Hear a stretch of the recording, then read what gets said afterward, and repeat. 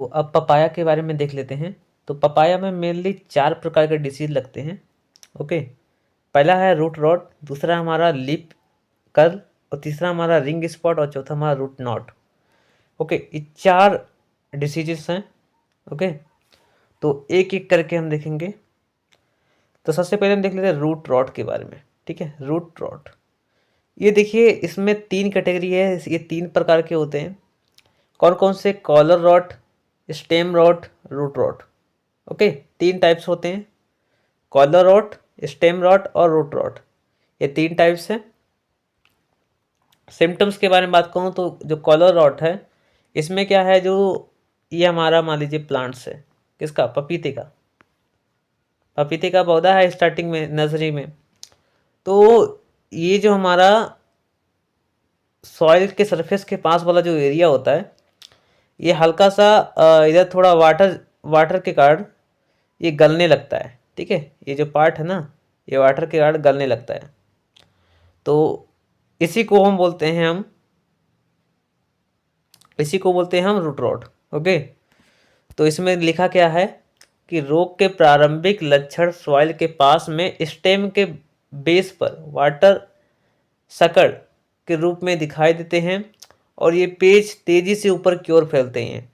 ये जो रोग होते हैं ना, ये बहुत ही नीचे से ऊपर बहुत तेजी से फैलते हैं और तने को चारों ओर से घेर लेते हैं।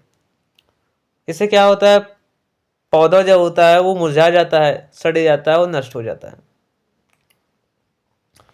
इसके बाद कॉजुअल ऑर्गेनिज्म की बात करूँ तो इसके जो कॉजुअल ऑर्गेनिज्म है, इसका नाम है पीथियम अफेनिडर्मेटम। क्या नाम है? Pythium affair affair नेडरमेटम। ठीक है, डिसीज साइकिल की मैं बात करूं तो ये हमारा सॉइल बोर्न डिसीज है। तो सबसे पहले सर्वाइवल आता है, primary infection, secondary expression and third हमारा फेवरेबल फैक्टर। 4 चीज़ें हैं जो कि बोले तो हर एक डिसीज में कॉमन है। मैंने जितने भी डिसीज पढ़ाए हैं उनमें सब में यही 4 स्टेज होते हैं, चाहे वो सीड बोर्न डिसीज हो, चाहे वो सॉइल बोर्न डिसीज हो, कोई भी डिसीज हो, 4 स्टेज ही होते हैं। तो मैनेजमेंट के लिए मैं बात करूँ तो मैनेजमेंट के लिए सम इज एनी डिसीज, सबसे पहले कल्चरल प्रैक्टिसेस करते हैं।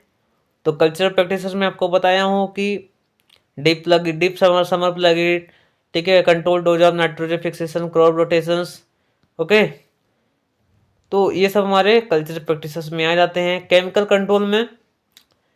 कंट्रोल में हमारे कुछ केमिकल्स होते हैं, उनका यूज करते हैं, फंगिसाइड का इस्तेमाल करते हैं। ओके, तो सबसे पहले हम ये सीड बोर्न डिजीज है, तो इसलिए हम थायरान और कैप्टान का इस्तेमाल करेंगे। 0.25% का घोल तैयार करेंगे और उसमें उसके माध्यम से पर केजी के हिसाब से हम ट्रीटमेंट करेंगे। बायोलॉजिकल कंट्रोल, तो बायोलॉजिकल कंट्रोल में ट्राइकोडर्मा विरिडी का इस्तेमाल करेंगे। 15 ग्राम वाली जो गोली होती है पर प्लांट के हिसाब से हम इस्तेमाल करेंगे। अगला है रिंग स्पॉट ऑफ पपाया। क्या नाम है इसका? Ring spot of papaya. तो इसका जो कॉजुअल ऑर्गेनिज्म है, यह एक मेनली वायरस के कारण होता है, और इस वायरस का नाम है फैटी वायरस। ठीक है, फैटी वायरस। ओके, या फिर पोटी वायरस। और इसका जो वेक्टर है, इसका नाम है सफ़ेद मक्खी। क्या नाम है? सफ़ेद मक्खी या फिर वाइट फ्लाई। इंडिया में फर्स्ट रिपोर्टेड जो था वो महाराष्ट्र में देखने को मिला था। ओके, और उनका नाम क्या था? टेपियर वर्मा, 1956। सिम्टम्स की मैं बात करूं तो इसमें क्या है कि लक्षण जो होते हैं लीव्स, स्टेम्स तथा फ्रूट्स पर दिखाई देते हैं। टाइपिकल सिम्टम्स इसमें फलों के ऊपर गहरे हरे रिंग्स बन जाते हैं, जिसके कारण क्या होते हैं, इसमें पपाया रिंग स्पॉट डिसीज इसको बोलते हैं। मतलब फलों के ऊपर क्या होता है, गहरे हरे रंग के धब्बे बन जाते हैं, या फिर गोले धब्बे बन जाते हैं, रिंग बन जाते हैं। इसी को पपाया रिंग स्पॉट डिसीज कहते हैं। फल परिपक्व तथा पीले होने के कारण रिंग कम विशिष्ट होते हैं। अदर सिम्टम्स की मैं बात करूँ तो लीफ जो होता है, लीफ लेमिमा पर इंटेंस येलो मोजेक तथा पेटियोल पर ऑयली स्ट्रेस बन जाती है तथा स्टेम पर ऑयली व वाटर सुक पैचेस बनते हैं तथा लीफ के ल्यूमेंट्स में अधिक कमी के कारण SHOE की तरह दिखाई देते हैं। अगला है डिसीज साइकिल। तो डिसीज साइकिल सभी की तरह ये भी उसी टाइप्स में होता है, बट इसमें प्राइमरी इन्फेक्शन और सेकेंडरी इन्फेक्शन ये दो फेजेस होते हैं। ये जो है ये सिडलिन डिसीज है। क्या है ये सिडलिन डिसीज है और जो कि इन्फेक्ट करती है इंटरनोड को। ठीक है, अगला है मैनेजमेंट। मैनेजमेंट के लिए हम कल्चरल प्रैक्टिसेस करेंगे और ये अधिकतम प्रभावी होता है।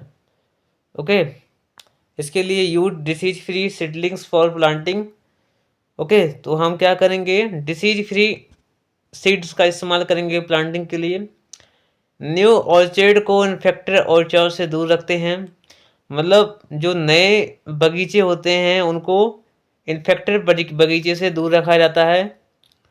इसके बाद rise settling in protected not house conditions, मतलब यदि सेटलिंग कंडीशन में जो हाउस है, ठीक है, तो हाउस को हम प्रोटेक्ट करते हैं, जहाँ पर सीड रखा हुआ है या फिर जहाँ पर हम उगा रहे हैं वहाँ पर प्रोटेक्ट करते हैं।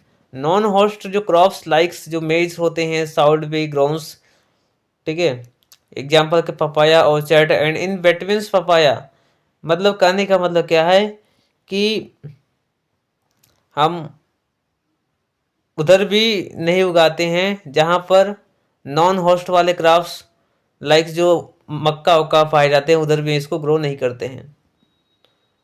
डिस्ट्रॉय इन्फेक्टेड प्लांट, तो क्या करते हैं हम, डिस्ट्रॉय कर देते हैं इन्फेक्टेड प्लांट को, जल्दी से जल्दी खेत से बाहर निकाल के नष्ट कर देते हैं। अगला है केमिकल कंट्रोल। तो केमिकल कंट्रोल में हमारा आता है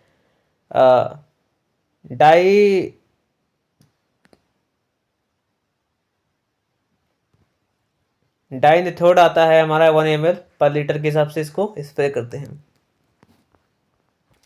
अगला है रेसिस्टेंट वैरायटी का यूज करेंगे, जैसे रेनबो, ठीक है, रेनबो ये मोस्टली बहुत ही एग्जाम्पल है, यह वैरायटी बहुत ही फेमस है रेनबो। पूषा नन्ना भी हमारी एक वैरायटी है, उसका भी इस्तेमाल कर सकते, सनअप का भी कर सकते हैं, काफ़ी सारे हैं। अगला जो हमारा आता है पोमेग्रेनेट, ठीक है, पोमग्रेनेट, तो ये अगला टॉपिक रहेगा। Thank you so much.